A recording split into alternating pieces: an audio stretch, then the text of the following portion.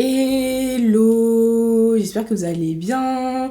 Bienvenue dans cette nouvelle vidéo. Donc je suis trop contente de vous retrouver pour ce nouvel épisode de compilation de vos problématiques. Alors déjà, je vous annonce, le 1er décembre, il y aura le début des Podmas. Donc en décembre, on se retrouve pour un épisode de podcast par jour. Donc vraiment, n'hésitez pas à me suivre sur toutes les plateformes de streaming audio, Spotify, Deezer, Apple Podcast, etc. Et là, du coup, tous les mois, je vous fais une petite compilation de plein de problématiques qui sont assez courtes, parce que dans les podcasts en général, c'est une histoire, et c'est une histoire qui est assez longue, mais il y a aussi plein de problématiques qui sont beaucoup plus courtes. Comme d'habitude, on se retrouve également pour les lives, donc c'est 3 fois par semaine, les mardis et jeudis de 20h à 23h, et les vendredis de 20h30 à minuit. Et là, je suis désolée, il n'y a pas eu de vlog dimanche dernier. Effectivement, mes règles, elles m'ont mis KO. Et justement, c'est la marque de culottes menstruelles Eve & Co qui m'a aidée pendant cette semaine grave compliquée. Donc c'est des culottes menstruelles qui remplacent totalement les serviettes et les tampons. Vous n'avez besoin d'aucune autre protection, pas de tampons, pas de serviettes, avec une efficacité sur 12 heures. Donc moi, il faut savoir que je suis pas très fan de tout ce qui est serviettes, tampons, cup encore moins, à cause de tout ce qui est mauvaise odeur, le bruit aussi des fois des serviettes, tout ce qui est choc toxique aussi. Et moi, depuis que j'ai entendu ça, ça me fait trop peur. Les produits chimiques aussi, il faut savoir qu'il y a dans les tampons et les serviettes pour que ça sente bon, etc. C'est pas forcément confortable, faut les changer grave souvent, bref, il y a plein d'inconvénients. Alors qu'avec les culottes menstruelles Eve & Co, vous avez 12 heures de protection, il y a plein de modèles différents selon ce que vous préférez. Moi, j'ai pris le petit shorty, vous avez aussi le tanga, des culottes hautes aussi qui remontent jusqu'au ventre. Enfin, vous avez plein de modèles en fonction de votre morphologie. Moi, pour le shorty, moi j'ai une taille entre le L et le XL et j'ai tout pris en L, tout me va, le shorty est un peu serré. Donc si vous êtes comme moi entre deux tailles, je vous conseille en tout cas pour le shorty de surtailler un petit peu. J'aurais dû prendre XL, j'aurais été parfaite. C'est surtout au niveau des cuisses en fait que ça coince. Mais tout ça pour vous dire qu'en fait vous avez plein de modèles différents, c'est grave de bonne qualité. C'est en coton bio, certifié GOTS. Vous êtes au sec aussi, vraiment vous n'avez pas de sensation d'humidité. La nuit c'est incroyable. En plus la protection, vous avez donc du coup des formats selon votre flux et vous avez la protection qui remonte vraiment aussi au niveau des fesses, donc vraiment pas de taches quand tu te réveilles le lendemain matin dans ton lit. Franchement, n'hésitez pas, en plus là avec le Black Friday, vous avez moins 70% sur les culottes, c'est vraiment la plus grosse promotion de l'année. Ils y gagnent rien, c'est vraiment juste pour populariser les culottes menstruelles parce que vraiment c'est incroyable. Donc au final, les culottes vous reviennent à 9,99€ pour une culotte menstruelle bio certifiée GOTS. C'est vraiment du jamais vu. Pour profiter de l'offre, pas de code promo, c'est directement sur leur site. Je vous mets le lien en description et c'est pour une période très limitée. Alors c'est parti pour la première histoire. Coucou Less, je te suis depuis un moment et je kiffe beaucoup ton contenu, la personnalité et surtout ta bienveillance envers tes abonnés. Alors mon histoire est hyper compliquée, mais je sentais le besoin de la partager avec quelqu'un pour comprendre certaines choses de moi-même. Je suis mariée avec des enfants et tout se passait très bien jusqu'à ce que je découvre une infidélité de mon mari. Il y a quelques mois, je ne sais pas pourquoi, j'ai eu le 6e sens d'aller fouiller, mais c'est ainsi que j'ai découvert. Il avait pris des vidéos de lui et sa maîtresse à poil sur mon canapé. J'étais sidérée, je n'ai pas pu le réveiller ou même dormir. La maîtresse en question était une de nos employées. Faut savoir que nous avons un business de real estate ensemble et donc la meuf était l'une de nos employées que j'ai moi-même engagée. Aïe. Laisse-moi préciser que je me considère une jolie femme, assez classe, instruite et très respectueuse des autres. Ce n'est pas pour me comparer, mais il est tombé très bas car la femme en question n'a pas les mêmes valeurs que moi et ne m'arrive même pas à la cheville physiquement. Madame, bon après t'as mal. Ok, t'as mal. Mais il faut pas se comparer comme ça aux autres, hein. Ce n'est pas pour me vanter, c'est pour que vous compreniez mieux la situation. Ça, c'est juste pour se rassurer parce que même si ça avait été une bête de meuf, entre guillemets, ça aurait changé quoi. En réalité, t'aurais eu mal pareil. Carrément, t'aurais encore plus perdu confiance en toi en te disant purée, c'est une bête de meuf selon toi. Donc ça aurait tué ta confiance en toi. Enfin, dans tous les cas, voilà. Après, j'avoue que si c'était votre employée, elle était au courant. Donc je peux comprendre que t'as le seum de fou. Les choses ont été hyper difficiles. Après qu'on en ait parlé, il m'a supplié de rester, a viré la pauvre jeune femme, m'a emmenée en vacances au meilleur des endroits. Je voulais vraiment le quitter, mais ce n'était pas facile avec le business et les enfants qu'on partageait. Donc j'ai soi-disant pardonné. Le soi-disant là, je dis soi-disant car ça m'a complètement changé. Je n'ai plus le même respect pour lui et ma confiance en moi a beaucoup chuté. Qu'a-t-il manqué chez moi? Je me demande souvent. Je ne sais même pas si je suis toujours amoureuse de lui, ça m'a vraiment détruite. Alors cet été, je suis allée en vacances avec des copines et une fois en soirée, je me suis fait aborder par un mec incroyablement beau. 100% mon genre et j'ai pas pu résister. Le lendemain, il m'a invité chez lui et on a mougou, mais vraiment un vrai rêve le mec.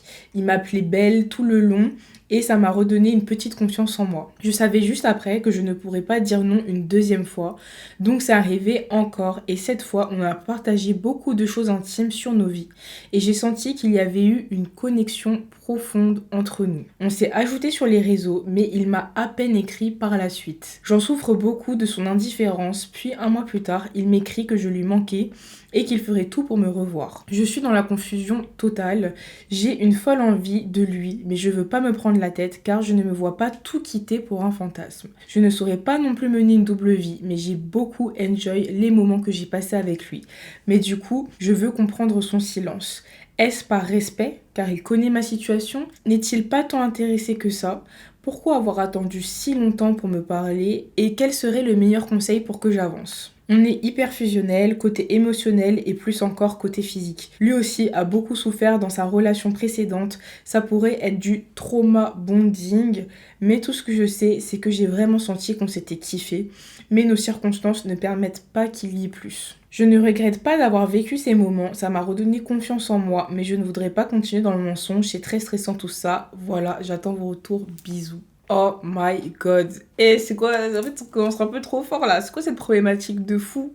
En fait, déjà, on va parler du premier élément, à savoir l'infidélité du mari. En fait, franchement, je trouve que, justement, quand il y a de l'infidélité dans une relation, que ce soit une femme ou un homme qui découvre l'infidélité de son partenaire, je trouve que déjà, c'est une porte ouverte à n'importe quoi. Et genre là, on l'a très bien vu. C'est resté au fond de sa tête. Et même si elle a voulu pardonner, parce que finalement, elle était dans une situation où c'était compliqué de partir. Donc là, pour moi, elle a pas vraiment pardonné. Elle a essayé de passer au-dessus, voilà. Mais sinon, en vrai, elle a pas pardonné. Au final, c'est la porte ouverte à n'importe quoi. Parce que là, du coup, elle a trompé...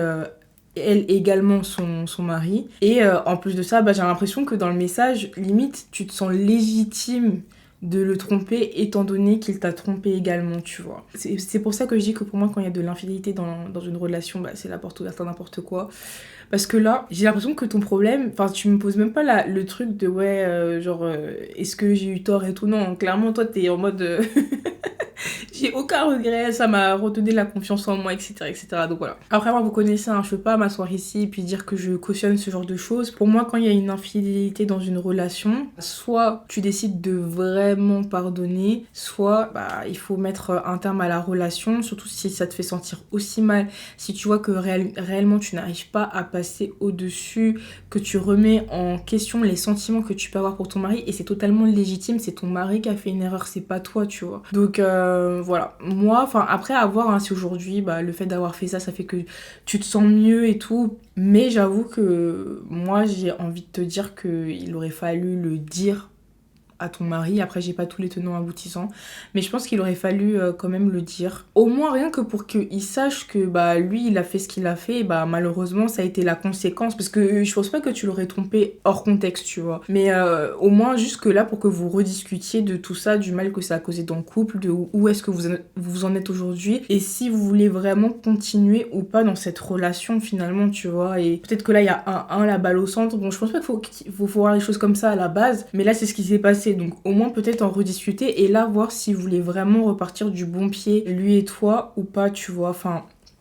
À voir comment gérer ça. Mais moi, je pense qu'il aurait fallu le dire juste pour voir, en fait, au final, la relation, elle va où. Soit il va y avoir une séparation, et je te mens pas, dans ton cas, j'ai l'impression que la séparation, en tout cas, de couple, c'est limite ce qui pourrait te faire du bien, vu que pour avoir fait tout ça, c'est que tu te sentais plus bien dans cette relation. Donc soit lui, il va envisager la rupture, il va pas réussir à passer outre, et au moins, tu seras un peu libéré de la situation avec ton mari. Soit il voudra vraiment se battre pour votre relation, il saura mettre son ego de côté côté comme toi t'as réussi à le faire. Et là, éventuellement, vous pourriez repartir sur des bonnes bases. Donc moi, je pense que le dire, c'est un peu la meilleure solution parce que soit vous vous séparez et tu te sentiras sûrement mieux dans ce sens-là et vous pouvez même essayer de continuer de garder votre business ensemble, même si ça va être compliqué. Mais je trouve que comme lui, il a déjà fait le truc avant, franchement, en vrai, pour moi, vous pouvez quand même essayer de travailler ensemble. Et après, moi, je suis pas dans la relation, je sais pas comment est-ce qu'il est, comment est-ce qu'il pourrait réagir ou autre. Mais au moins, soit vous vous séparez, vous êtes en bon terme et chacun pourra s'épanouir de son côté, soit vous allez prendre la décision à deux de vous battre pour la relation.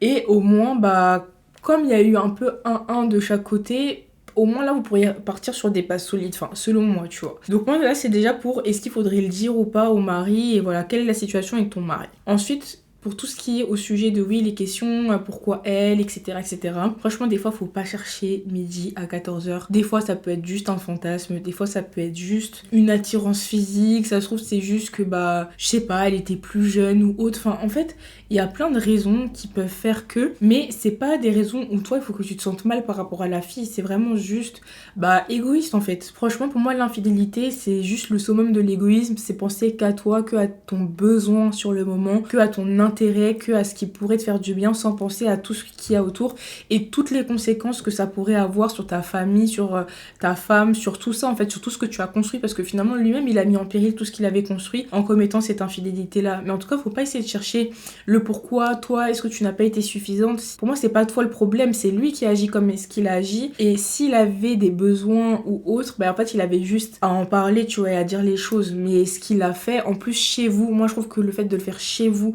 ça dégoûte d'une force, d'une manière, bref, ça me dégoûte de fou. Donc voilà, pour moi aussi ce qu'il a fait, en vrai de vrai, le mari déjà à la base c'est une grosse dinguerie. J'ai l'impression que c'est un truc qu'on banalise parce qu'on entend plein d'histoires comme ça, mais en vrai c'est une énorme dinguerie de faire ça, tu vois. Tu n'as pas à te remettre en question. À ce moment-là, c'est lui qui a fauté, mais malheureusement, vous avez décidé d'avancer et toi de faire genre que t'es passé au-dessus, sauf que c'était pas réellement le cas et au final t'as fait aussi n'importe quoi de ton côté. Et pour moi, ok, il a fait ce qu'il a fait avant, mais pour moi ça ne te retire pas non plus ça ne retire pas ce que toi tu as fait aussi derrière, tu vois. Genre voilà, je trouve qu'il faut pas non plus trop pareil en fait banaliser le fait que parce que toi on t'a trompé, tu trompes en retour, etc. Enfin, je suis pas trop d'accord avec ça, en tout cas c'est pas ma vision du couple, même si je peux comprendre que la vengeance entre guillemets elle peut faire du bien, mais voilà, moi je pense qu'il vaut quand même mieux se séparer que d'en arriver là, mais en tout cas ce qui est fait est fait et voilà. Et ensuite par rapport à l'inconnu, si il connaît ta situation, bien évidemment que ça peut le rebuter. Enfin, je suis désolée, à partir du moment où tu sais qu'une femme elle est en couple, elle est mariée, elle a le même business avec son mari, évidemment que avant de revoir cette personne là, avant de potentiellement t'attacher à cette personne là, tu commences à remettre les choses en question, à te dire est-ce que c'est une bonne idée de me lancer dans cette voie là. En plus ça a été un amour rencontré en vacances, donc c'est encore plus compliqué parce que c'est pas parce que là sur le moment où vous avez goût, c'était bien, etc., que ça veut dire que c'est une personne avec qui tu pourrais te projeter. Enfin, en fait, quelqu'un peut te faire du bien à un moment T, et maintenant, est-ce que c'est une personne avec qui vous avez la même vision de la vie, avec qui tu pourrais te projeter, avec qui non, c'est une toute autre histoire. Voilà, après, j'avoue que le silence treatment, c'est un petit peu compliqué, mais de l'autre, au vu de ta situation qui est plus que complexe, moi, je pense qu'on peut quand même comprendre que le monsieur n'a pas eu envie de trop, de trop s'immiscer dedans. Après, il y a plein de choses qui peuvent expliquer le pourquoi du comment. Peut-être que pour lui, ça avait pas une si grande signification que ça, même s'il prétend le contraire. Peut-être que ta situation, ça l'a refroidi. Peut-être que c'est quelque chose qui lui arrive souvent d'avoir des aventures comme ça avec des femmes et finalement de ne pas les revoir. Enfin bref, il y a plein de choses qui peuvent faire que... Mais après, n'oublie pas que dans ta situation, il y a aussi eu toute cette adrénaline avec l'interdit, etc. qui ont, je pense, favorisé la situation. Et le fait qu'il te fasse te sentir bien, alors que c'était plus forcément le cas de ton mari. Mais en tout cas, moi, je pense que vraiment, tu devrais oublier cet inconnu. Je pense pas que c'est avec lui que tu pourrais envisager quoi que ce soit et plutôt essayer de voir en fait ce que tu peux faire avec ton mariage, si il est possible de le sauver ou non en fait. Si c'est la fin, c'est la fin et en vrai de vrai, encore une fois, pour moi, la personne qui a mis la première petite graine pour que ça se termine, et c'est même pas la première petite graine, c'est le gros arbre là, pour que ça se termine, c'est vraiment ton mari en fait à la base qui a créé cette brèche dans votre relation. Et par exemple quand tu dis que cet inconnu lui te faisait te sentir belle, qui te refaisait gagner confiance en toi, ça veut dire que c'est plus le cas de ton mari. Et c'est pour ça que pour moi toutes ces choses là c'est des choses desquelles il faut absolument discuter, en fait c'est primordial. Et même redire à ton mari que ok, il a essayé de se faire pardonner en te faisant des attentions, etc., mais les attentions c'est pas uniquement quand on a fait une dinguerie dingueries en fait, c'est constamment dans la relation, enfin bref. Je pense que dans cette relation, il y a beaucoup de choses à revoir, il y a vraiment de la communication à avoir, pourquoi pas même une thérapie de couple en fait, pour rediscuter en profondeur de tout ça. Mais en tout cas, Mago, concentre-toi s'il te plaît sur ton mariage et savoir s'il faut le sauver ou pas en fait. Genre je trouve que ça devrait être plus ça qui est au centre de tes priorités, de si l'inconnu avec qui t'as mougou quelquefois, c'est voilà, tu vois ce que je veux dire, là pour moi le sujet il est vraiment au mauvais endroit. Donc voilà, parce que vraiment, enfin moi c'est quand même ma conviction, c'est que c'est pas parce que quelqu'un t'a fait du mal que il fallait lui en faire en retour, et si ça a été fait, bah ça veut pas dire qu'il faut continuer dans cette lancée là en fait. Enfin d'abord au moins termine ton histoire précédente, même si c'est délicat, mais voilà, tu vois ce que je veux dire. Ou alors, je sais pas, mettez-vous d'accord pour que ce soit une relation libre et chacun fasse ce qu'il veut de son côté, tu vois ce que je veux dire, même si je sais que dans la réalité des choses, c'est pas si facile que ça. Mais en tout cas, voilà, pour moi, là, le problème, il est pas au bon endroit. Nouvelle histoire, la personne l'a appelée « Je me suis mise toute seule dans un gourmand ». Coucou Leslie, j'espère que tu vas bien. Déjà, je tiens à te remercier pour tout ce que tu fais, ton podcast Pépite, continue comme ça permet à beaucoup de s'exprimer sans gêne. Alors aujourd'hui, je viens pour te raconter ma petite problématique. Alors il y a 2 mois, j'ai répondu à un DM d'un gars sur Instagram. Tout part d'un DM. C'était pas trop mon style et il n'était pas de la même origine que moi. Je précise parce que chez moi, on se mélange pas du tout, mais je me suis dit pourquoi pas tenter. Au fur et à mesure des jours, on a commencé à énormément parler, à s'appeler, etc. Bref, la routine du début quoi. On devait se voir après qu'il soit parti en vacances, donc on s'est fait un premier date. Le mec, un amour. Il était super gentil. On est parti manger, puis on est allé au cinéma. Il m'a même offert un cadeau et tout, vraiment trop gentil. À la fin, il m'a commandé un Uber pour rentrer. Il n'avait pas le permis. Mais vraiment trop mignon. Du coup, après ce date, il a voulu me revoir 2 jours après. Donc on est de nouveau parti manger et on a fait un peu de shopping. Ensuite, arrivé chez moi, je commençais à cogiter. Ça faisait quelques jours qu'il me parlait de mariage. Comment ça, ma belle? Déjà, j'étais là en mode, est-ce que tout ça, c'est pas un petit peu du love bombing? Parce que je vois qu'il est déter. Après, franchement, il y a des relations, il y a quand même plein de relations qui commencent de manière assez forte, où t'es là, t'es à fond sur la personne, tu fais que de la voir H24, H24, H24, mais là, je vois pas le mariage, qu'est-ce qu'il fait ici, en fait. Je précise, j'ai 20 ans et lui 22 ans, et il voulait se marier 1 an après. Sauf que moi, ça m'a bloqué parce que je me voyais pas me marier maintenant. En plus de ça, j'avais trop peur de la réaction de ma famille, parce qu'il était pas de la même origine que moi, et là, quelques temps après, je reçois un DM d'un gars qui lui est complètement mon style, même origine que moi, grand, il y a tout qui marche. J'ai commencé à répondre à ces DM et c'est là que la culpabilité a commencé. Je me suis dit que je pouvais pas faire ça au premier, donc j'ai décidé de lui envoyer un message pour lui dire que c'était fini. Mais je me sens tellement mal parce qu'il était tellement gentil avec moi et j'ai pas eu le courage de le supprimer de mes réseaux et je fais que de pleurer de culpabilité parce que je me dis que ce que j'ai fait c'est lâche et que j'ai pensé qu'à moi. De plus, je sais ce que ça fait parce qu'on me l'a déjà fait et je voulais vraiment pas être la méchante de l'histoire. Voilà, j'espère que tu pourras m'aider et que je pourrai avancer après ça parce que je me sens super mal, je culpabilise à mort. Merci de m'avoir lu et gros bisous. Oh my god, je pensais pas à cette fin d'histoire en fait, je pensais pas du tout que c'était ça qui allait se passer. Bah en soi, je trouve que tu as été assez honnête avec le premier, genre je trouve que tu un peu drama queen quand tu dis que oui tu culpabilises à mort et tout machin nan. Certes ça allait très très vite entre vous, peut-être d'ailleurs un peu trop, c'est des douches là le fait que je parlais un peu de love bombing etc, mais après je pense qu'il faut pas s'emballer quand t'as vu quelqu'un même pas 3 fois et vous êtes déjà là à faire des plans sur la comète, à parler en mariage etc. Après ça dépend aussi sûrement de tes origines, de ta religion, de tes valeurs etc, mais bon au vu de ce que t'as dit, toi tu te voyais pas te marier maintenant, ce que je peux totalement comprendre, et surtout encore une fois après aussi peu de rendez-vous, enfin vous connaissiez pas plus que ça pour moi, même si t'as fait 6 rendez-vous de 6 heures avec quelqu'un, c'est pas ça qui va, à mon humble avis en tout cas, pouvoir t'aider à savoir si tu veux te marier ou pas avec cette personne là. Il y a certaines personnes, certains cas de gens au coup de foudre etc et tout a très bien marché pour eux, mais on va pas se mentir, c'est loin d'être une généralité. Donc pour moi en soi tu lui as dit les choses, tu l'as pas ghosté, t'as pas arrêté de lui répondre, juste il y a quelqu'un qui correspondait plus à tes critères et vers qui tu t'es tourné, et je trouve que c'est pas méchant hein, de gérer les choses comme ça, tu vois. Et puis même quand il parle de mariage, en fait, c'est un truc dont il faut discuter à deux. C'est pas parce que lui, dans sa tête, il a prévu de se marier dans un an que toi, t'es forcément obligé d'être d'accord avec ça ou de vouloir la même voie, tu vois. J'ai l'impression que, mine de rien, c'est aussi des choses qui t'imposaient un petit peu, alors que toi, c'était pas forcément ce que tu voulais, tu vois. Donc pour moi, une discussion, ça se fait à deux. Et encore une fois, pour moi, ça allait beaucoup trop vite. Donc le fait que tu vois quelqu'un d'autre qui correspond plus à tes critères, malheureusement, c'est aussi un petit peu le jeu du dating. Et voilà, en fait. Donc pour moi, t'as pas à autant dramatiser, surtout à partir du moment où tu lui as dit les choses. Malheureusement, c'est la vie et c'est comme ça. Et comme tu l'as dit, ça t'est déjà arrivé, ça lui arrive aujourd'hui, ça arrivera à quelqu'un d'autre demain. Enfin, pour moi, c'est un petit peu le cycle de la vie, en fait, tu vois. Et c'est comme ça. Ça met du temps avant de tomber sur la bonne personne. Ça se trouve, même le gars à qui tu parles actuellement et qui correspond à tes standards, finalement, ça le fera pas. Pour X ou Y raison, enfin, en fait, t'en sais rien, tu vois. Donc, moi, je pense que vraiment, tu devrais te déculpabiliser. Ce qui est fait est fait. Tu lui as dit les choses. Peut-être que ça lui a fait mal sur le coup, mais malheureusement, c'est comme ça, en fait. Des fois, faut pas avoir peur d'être la méchante de l'histoire, dans le sens où je trouve pas que t'aies été particulièrement méchante. Et surtout, tu t'es écouté toi, et c'est beaucoup mieux de s'écouter que de faire les choses justement pour faire plaisir aux autres sans penser à soi avant, tu vois. Moi, je trouve ça bien que dans cette histoire-là, t'as réussi à te mettre en première, à penser à toi. C'est difficile pour plein de personnes, des fois, de penser à elles. Donc, voilà. Moi, je trouve qu'en vrai, c'est mon avis. Peut-être que les personnes ne seront pas d'accord avec moi en commentaire, mais moi, je trouve en vrai que t'as fait les choses correctement. Donc, voilà. Chill, Mago. Nouvelle histoire, ça faisait 1 an que je parlais avec un garçon. Au début de la relation, j'étais totalement amoureuse de lui. C'était vraiment du love bombing. Je passais ma vie au téléphone avec lui, on se projetait énormément, etc.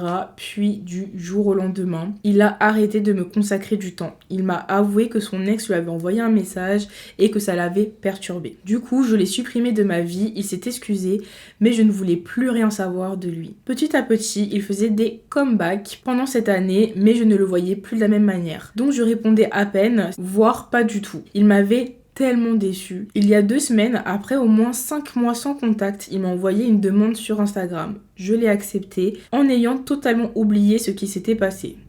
Ah bon? Et puis, bam, je le vois pour la première fois. Et là, je retombe totalement amoureuse de lui. Est-ce que tu sais c'est quoi être amoureuse? Parce que déjà la première fois t'es tombée amoureuse sans l'avoir vu. T'as oublié que t'étais tombée amoureuse de lui et qu'il te l'avait mise à l'envers. Et là t'es tombée amoureuse de lui. Je continue.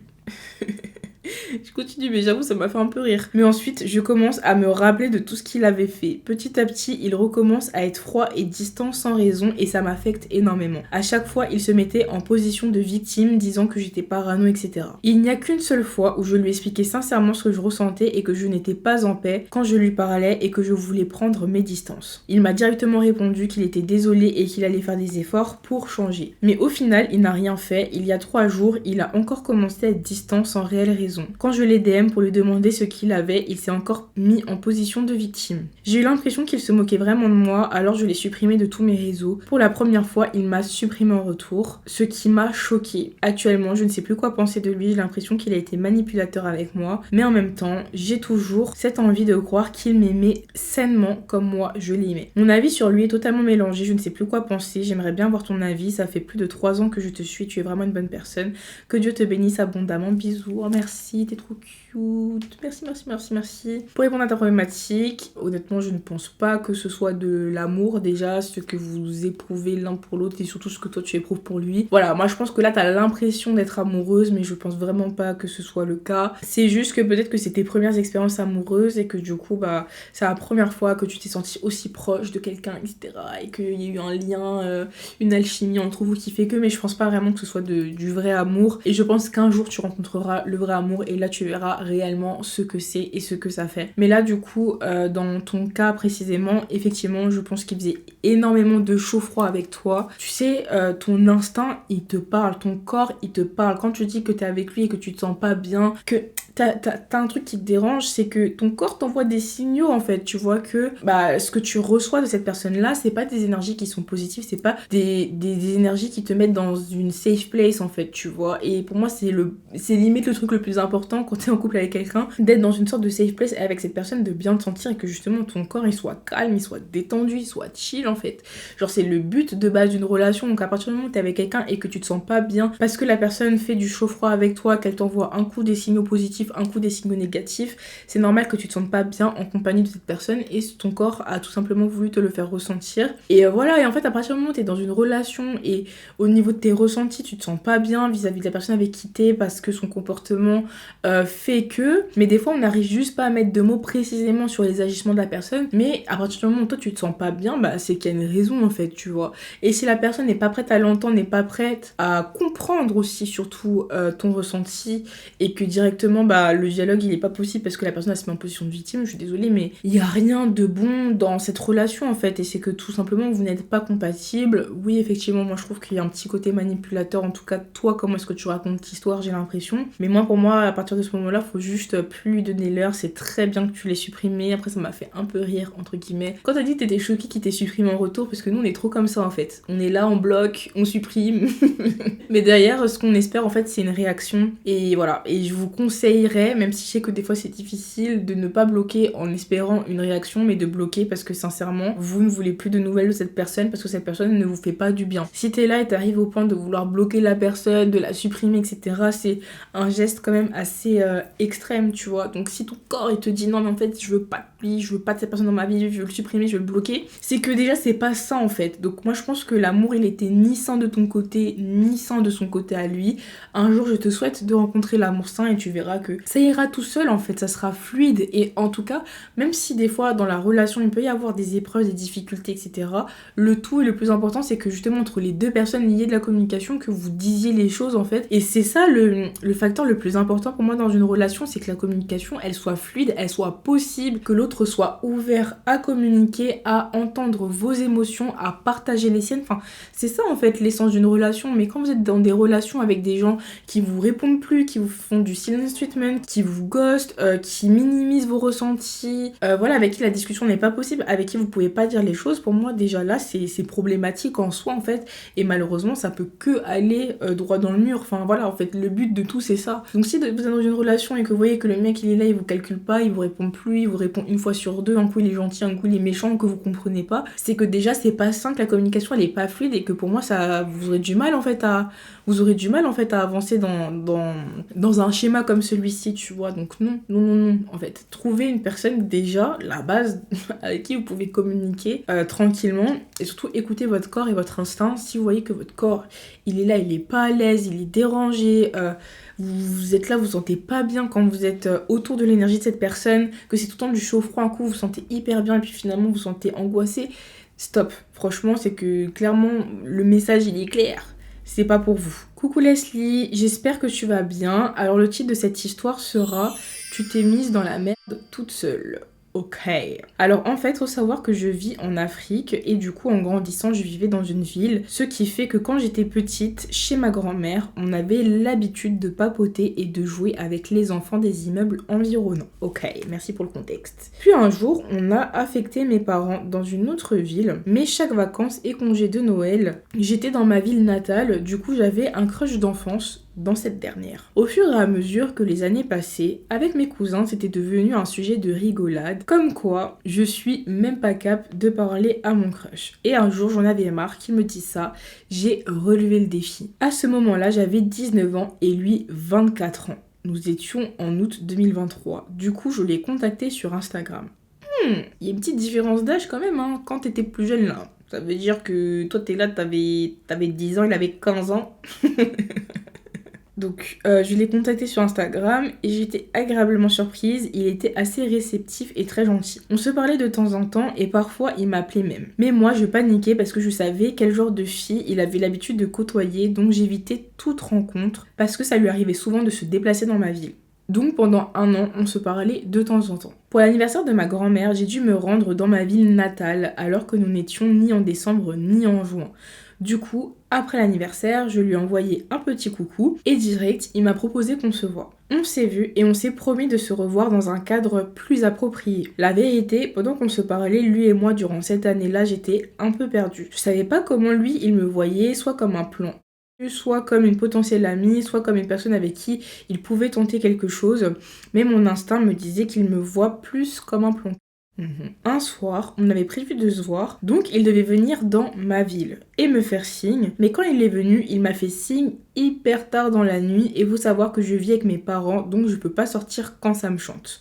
Les parents africains. Et ce jour-là, ça m'a grave énervé, donc je lui ai dit viens maintenant le moment fatidique, nous sommes le mois d'août 2024 et il m'envoie un message pour savoir si je comptais venir dans sa ville en vacances et j'étais tout émoustillée, donc la semaine d'après je suis partie dans ma ville natale, on se voyait beaucoup en bas de mon immeuble, il était trop chou avec moi. Faut savoir qu'il m'avait dit que je lui plaisais, mais qu'il était pas prêt pour une relation sérieuse et il me parlait plus de relations de détente où on ne se prend pas la tête. Je suis une fille assez réaliste, donc je savais que je ne devais rien espérer avec lui et j'avais juste envie de kiffer le moment. Et du coup, il venait souvent me chercher en voiture pour des balades et je partais souvent chez lui, dont un soir où nous étions dans sa voiture, on jouait à des jeux et ça a tourné à des embrassades et caresses. Petit détail, dans nos conversations durant l'année, je lui ai menti, je lui avais dit que je n'étais plus vierge parce que je savais que peu importe le type de relation qu'il envisage, il allait pas vouloir perdre son temps avec une fille sans expérience. Je tiens à préciser que j'étais pas totalement vierge, mais je n'avais pas encore fait de pénétration avec un pénis. Ok, merci pour tous les détails. Donc, parce que ça me faisait hyper mal. Donc il m'a demandé si c'était ma première fois et je lui ai dit que non, mais que ça faisait longtemps que je l'avais pas fait, donc pour lui c'était ma deuxième fois. Du coup après ça on s'est vu chez lui et on l'a fait, c'était magique. Il était tellement doux, attentionné et à l'écoute et je me suis demandé s'il traite son plan comme ça avec sa copine, c'est comment. Du coup, je n'ai pas arrêté d'avoir les flashbacks de cette soirée et j'avais tellement envie de le refaire avec lui avant qu'il ne voyage. Et oui, figurez-vous qu'il devait voyager pour l'Europe. Après, j'ai essayé de le revoir avant qu'il ne parte, mais il m'évitait clairement. Les appels, il les renvoyait, j'étais devenue comme accro. Je passais mon temps à le surveiller, à le stalker et comme nous sommes voisins, bien sûr, on se croisait. Et un soir, il m'a appelé pour qu'on se salue et j'ai clairement refusé en me disant qu'on va pas se saluer quand tu veux. Il m'avait littéralement ghosté, j'ai très mal vécu la situation, le ghosting et le fait qu'il parte pour de bon. Je me suis aussi dit que j'avais vraiment été nulle. Il n'y a pas un jour où je ne repense pas à cette nuit au point où je n'ai envie d'avoir de rapport avec aucun autre homme. La morale de l'histoire est que je n'étais pas assez mature pour comprendre comment fonctionnent les plans cul. Mais je pense que c'était plus un coup d'un soir qu'un plan cul. Est-ce que je vais encore aller vers un garçon un jour? Non, je ne pense pas. J'aimerais juste te partager mon histoire et que tu m'apportes quelques conseils parce que je n'ai que 20 ans pour ne plus reproduire certaines erreurs. Franchement, déjà, t'es super jeune. T'es super jeune. Je pense que t'aurais peut-être pu être honnête sur le fait que c'était ta première fois ou que tu l'avais jamais fait avant. Après, bon, en vrai, ça dépend des hommes. Il y en a qui auraient été hyper compréhensifs, hyper doux, etc. Comme d'autres qui te l'auraient quand même mise à l'envers. Donc en vrai, ça ne veut pas tout dire. Mais oui, je pense que lui en plus, il se rend pas compte que c'était ta première fois, donc forcément que la première fois ça reste quelque chose quand même qui marque un peu, surtout si t'avais, enfin c'est normal en fait d'avoir une appréhension etc par rapport à ça, donc voilà. Mais en vrai j'ai pas vraiment de conseils à te donner sur les erreurs à ne pas refaire, en fait ce qui est fait est fait, juste à l'avenir effectivement savoir dans quoi tu t'engages, dans quel type de relation tu t'engages, même si en vrai là clairement tu savais plus ou moins à quoi t'attendre, mais au final t'étais vachement dans l'attente et en plus je pense qu'il y avait un petit peu cette idéalisation du fait que c'était un crush que t'avais depuis, tu vois. Donc ça veut dire que t'avais vraiment, tu l'idéalisais de fou et au final, ça s'est passé comme ça. Et aujourd'hui, il est grave resté dans ta tête parce que t'as comme une sorte de sentiment d'inachevé. Le fait que ce soit terminé comme ça, toi t'es en mode... Tu vois ce que je veux dire? T'as pas eu le petit truc final, t'es pas arrivé au bout en fait, t'es pas arrivé au moment où tu peux le détester, t'es pas arrivé au moment où il y a eu une fin entre vous, et encore je dis t'es pas arrivé au moment où tu peux le détester. En vrai, quelqu'un qui te ghost, qui veut te voir que quand ça le chante, etc., c'est une raison quand même pas pour détester, mais pour te dire qu'en vrai tu mérites mieux. Je pense que tu mérites vraiment mieux qu'une personne qui te traite comme ça, même une personne qui est claire. Après t'as dit qu'il voulait une relation sans prise de tête, etc. Faut juste que tu te dises que c'est une histoire à laquelle il y a eu un point final, même si c'est pas celui que t'aurais espéré, et pour les fois suivantes, voilà, franchement, laisse-toi aller, sois honnête avec toi-même sur le type de relation que tu veux. Genre là, par exemple, j'ai l'impression que t'as accepté le truc, alors que en vrai, t'aurais voulu plus, parce que t'as dit, mais qu'est-ce qu'il veut de moi, un plan cul, un plan d'un soir, une relation sérieuse, etc. Qu'est-ce qu'il veut de moi? Mais en fait, ok, c'est bien de se poser la question, l'autre, qu'est-ce qu'il veut, mais c'est aussi bien de se poser la question, moi, qu'est-ce que je veux? Tu vois ce que je veux dire? Et c'est pas forcément à l'autre, donc à l'homme, de définir la nature de la relation. Donc si lui, il veut un plan et que toi tu veux plus, et bah que chacun dit son avis, et si il ne peut pas t'apporter ce que tu veux à ce moment-là, et bah dans ce cas-là il faut aller chercher ça ailleurs, simple, mathématique, carré. Donc c'est pour ça qu'il faut vraiment être honnête avec soi-même sur ce qu'on recherche. Et ensuite quand on date, et bah on voit avec la personne en face si on recherche la même chose ou non. Après, c'est pas parce que tu recherches une relation sérieuse, quand tu vas discuter avec la personne, etc., tu vas vouloir d'une relation sérieuse avec cette personne. Et ça, c'est un truc hyper important parce que des fois, on est là, on dit qu'on veut une relation sérieuse, après on est là, on se fréquente, il se passe ce qui se passe, puis finalement, ça va pas plus loin que ça. Et on se dit, mais wesh, c'est un bâtard parce que moi, je lui avais dit que je voulais une relation sérieuse, et au final, ça se finit comme ça, blablabla. Bla.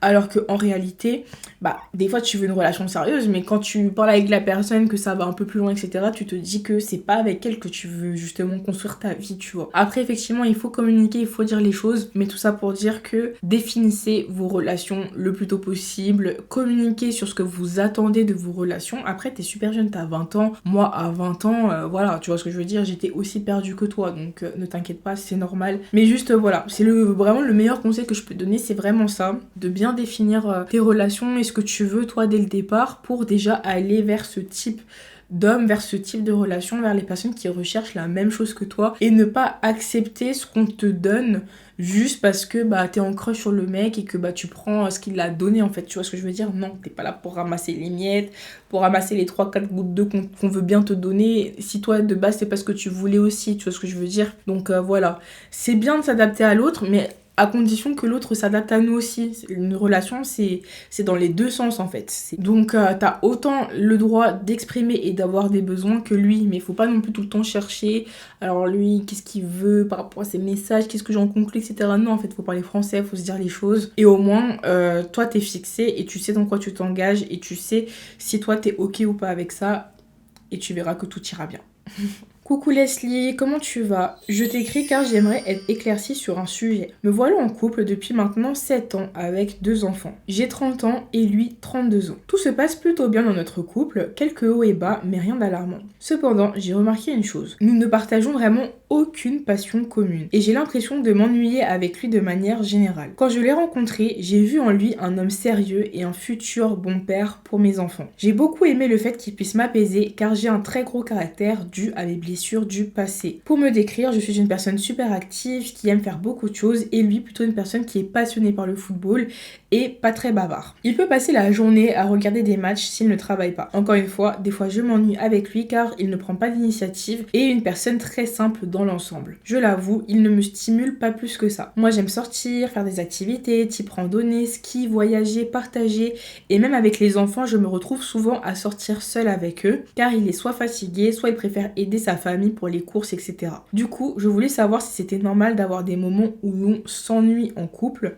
Est-ce normal de ne partager aucune passion avec son conjoint? J'essaie de faire en sorte que nous passions des moments de qualité, mais ça n'aboutit pas car je ne sens pas the motivation, ou plus d'engouement et d'enthousiasme que ça. Je voulais également savoir s'il y avait un moyen de remédier à ce problème, car mis à part ceci, je n'ai rien à lui reprocher et je l'aime pour l'apaisement qu'il m'apporte et car je suis bien consciente que tout ne peut pas être parfait dans une union. PS, je n'ose pas lui dire que je m'ennuie avec lui, mais je lui ai déjà évoqué le fait que nous ne partageons aucune passion commune et il m'a répondu que ce n'était pas grave et c'est pas cela qui va empêcher notre épanouissement. Je te remercie Leslie, j'aime beaucoup ton format podcast, continue comme ça, bisous.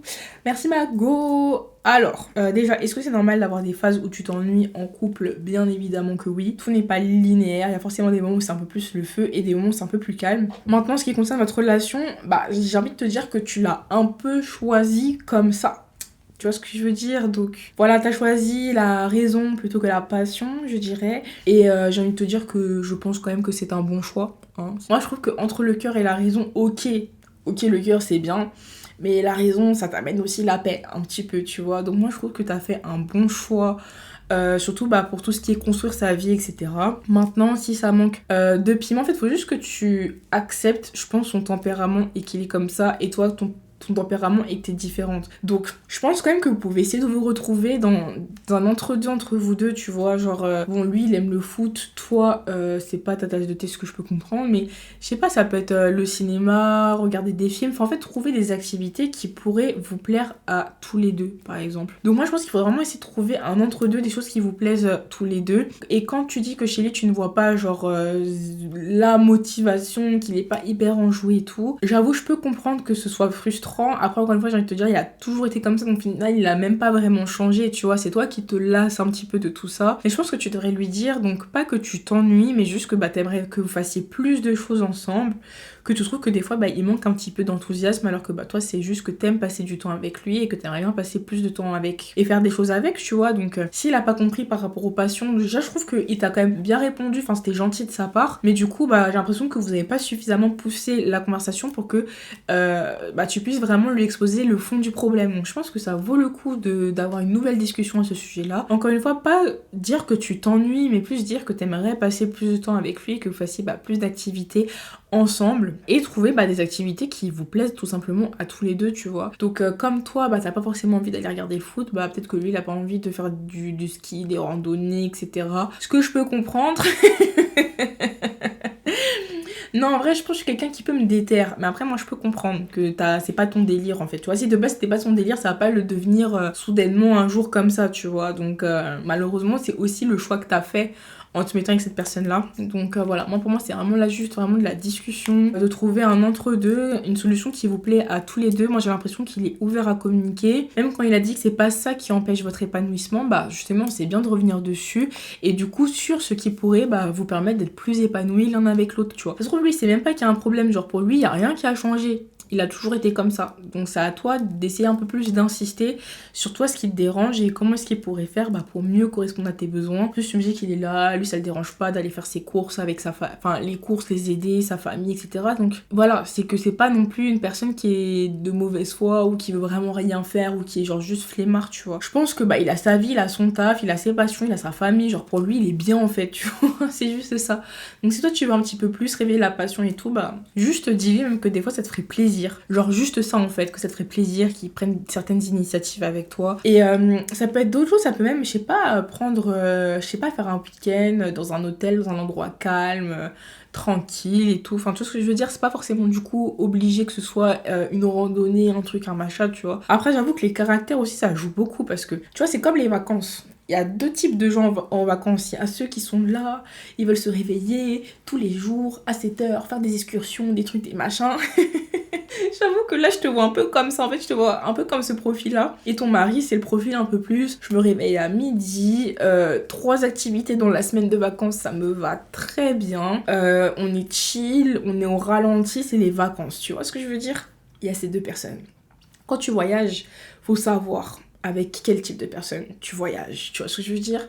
Donc c'est comme un couple, c'est la même chose en fait, faut savoir ça va être qui ton partenaire, avec qui, voilà, ça va être quoi plutôt le mood. Maintenant j'avoue que sur un très très très long terme comme une relation de couple où il y a enfant, mariage, etc., évidemment que sur un voyage tu peux prendre sur toi une semaine, sur toute une vie c'est un peu plus compliqué. Donc faut s'ajuster. Lui il sait ce que t'aimes, toi tu sais ce que lui il aime, trouver un juste milieu pour des fois au moins vous retrouver, avoir des moments à deux et tout ira très bien, tu vois. Donc voilà pour mes petits conseils. Nouvelle histoire. Ma meilleure amie est-elle toxique? Coucou Leslie, j'espère que tu vas bien. J'ai longtemps hésité à raconter cette histoire qui sera un peu longue, mais il me faut un avis extérieur. Je suis amie avec Asia depuis le lycée. J'ai 25 ans, donc plus de 10 ans d'amitié. Mon entourage ne l'apprécie pas et me recommande souvent de couper les ponts avec elle. Nous sommes deux femmes que tout oppose, mais je nous ai toujours considérées comme complémentaires. Il y a quelques années, nous avons fait un voyage ensemble pour son anniversaire, avec des amis à elle. Ce voyage s'est mal terminé.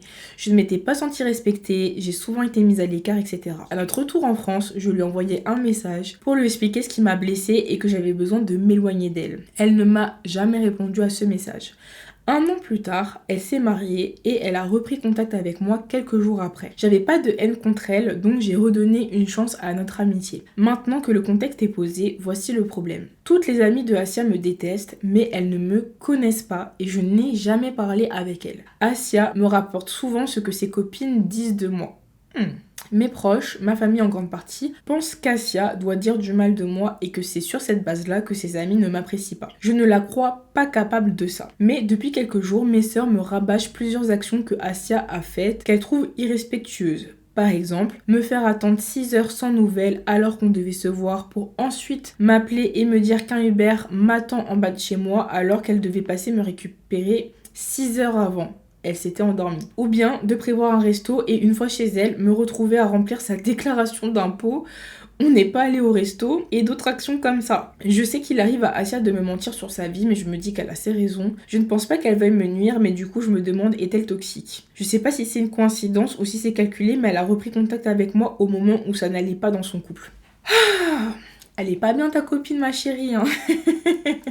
C'est quoi cette histoire? Y a rien qui va. Vraiment, dans ce que tu me racontais, je suis désolée, y a rien qui va. Déjà, évidemment que Asia parle mal de toi. En plus, le fait qu'elle te rapporte ce que ses copines disent, sachant que ses copines, tu ne les connais pas, je ne vois pas ce que ça apporte, mis à part te faire du mal. Déjà, en fait, rien que cette action, je la trouve super chelou. Moi, déjà, j'ai des copines qui parlent mal d'une autre copine à moi. Je suis désolée, je trouve ça archi pas normal. Genre, je vais leur dire d'arrêter, ou je vais leur dire que moi je trouve pas ça normal, que c'est bizarre et tout. Enfin, en fait, t'es là, en plus ça arrive plusieurs fois et tout, donc ça veut dire elle cautionne. Genre, elle a fait quoi quand ses copines elles disent tout ça? Genre, je comprends pas, tu vois. Donc déjà, le fait de te le dire, mis à part te faire du mal, surtout que c'est des filles que tu ne connais pas, bah je vois pas ce que ça peut apporter. Et de 3, si ces copines pensent des choses de toi alors qu'elles ne te connaissent pas, bah c'est que vous avez un dénominateur commun qui est cette Asia, qui parle forcément mal de toi, tu vois, et qui doit raconter des choses qui se passent entre vous, en te faisant du coup porter le mauvais rôle. Donc moi, bien évidemment que Asia parle mal de toi en fait à ses copines. Genre pour moi, c'est clair et net. Rien que le fait de te le dire, je trouve ça toxique si toi de base t'es pas censé avoir de contact avec ces filles là, tu vois, genre ça n'a aucun intérêt en vrai de vrai. Donc moi je suis étonnée qu'en écrivant ces lignes quand même tu te sois pas dit que j'avoue c'est un peu bizarre, elle est peut-être un peu toxique. J'ai l'impression qu'elle se sert clairement de toi, comme t'as dit, elle est là, t'as recontacté parce que ça va pas dans son couple, tu viens chez elle, vous êtes censé partir au resto, au final t'es là à faire des déclarations d'impôts. Enfin en fait Asia c'est ton mec ou... Et quand je te dis ton mec c'est vos chômeurs là. Je sais que je suis culottée de dire ça, mais c'est vos chômeurs. Les gars ils sont là, ils font rien de la journée et tout, et puis c'est à toi de tout faire pour eux. En fait j'ai l'impression que Asia c'est ça en fait. Il y a quoi? Moi je comprends pas. Surtout une déclaration d'impôt en 2024, c'est simple hein, maintenant, t'as juste à cliquer sur valider. Même valider maintenant, je sais même plus si t'as besoin de le faire. Ça va pas ou quoi? Non, je suis désolée, franchement, elle se sert de toi. Après, peut-être qu'elle t'apporte des choses positives dans ta vie, mais moi j'ai l'impression que t'es plus accrochée à vos 10 ans d'amitié que réellement à ce que vous vivez là aujourd'hui, ce qu'elle t'apporte aujourd'hui, tu vois. Et en plus, le jour où t'as voulu exprimer tes émotions, la meuf ne t'a jamais répondu. Rien que ça, c'est une dinguerie. Et après, genre, vous reparlez comme si de rien n'était, sans reparler de ce qui s'est passé avant. Enfin, franchement, y a rien qui va. Y a rien qui va. Donc, est-ce que l'amitié est toxique? Pour moi, évidemment que oui, c'est vraiment pas quelqu'un que tu dois garder dans ta vie. Franchement, les amitiés que tu te fais, primaire, collège, lycée, etc. Dans certains cas, c'est des amitiés que tu arrives à garder parce que bah voilà, vous arrivez à garder toujours les mêmes centres d'intérêt. Mais dans plein d'autres cas, bah non en fait, tu vois, tes aspirations, ce que t'aimais faire, etc. à 15 ans, c'est pas du tout la même chose à 25, tu vois. Donc, vous prenez des chemins différents, vous avez plus les mêmes valeurs dans la vie, vous voulez plus les mêmes choses. Et ça se trouve, même déjà quand vous aviez 15 ans, elle était déjà toxique, juste à ce moment-là, tu t'en rendais pas compte ou ça te gênait pas plus que ça, tu vois. Mais là, wesh, une grande personne comme toi, 25 ans et tout, je suis désolée, non, sors-moi cette personne de ta vie, je pense que tu pourras que mieux te porter. Donc voilà, est-ce qu'elle est toxique? Oui, Mago, donc s'il te plaît, laisse ça. Et concentre-toi sur tes autres amitiés, sur ta vie, etc. C'est mieux. Parce que là, à part des mots de crâne, je vois pas ce qu'elle t'apporte. Ok mes stars, on va clôturer la vidéo ici. Merci encore à Evenco d'avoir sponsorisé cette vidéo. Vous avez moins 70% sur tout le site pour le Black Friday. Merci à toutes les personnes qui envoient leurs histoires. Si jamais vous aussi, vous voulez envoyer vos histoires, surtout pour les Podmas, je vous laisse le lien en barre de description où vous pouvez aussi m'envoyer un message vocal au 06 59 28 90 93. Merci à vous d'avoir écouté cette vidéo jusqu'au bout. Je vous fais plein de bisous et on se dit à très vite pour une prochaine vidéo ou un prochain podcast. Ciao. Mouah. I love you, girl. Follow me, follow. Come to me now, follow. Sweet Belinda, follow. Oh yeah, follow me, follow.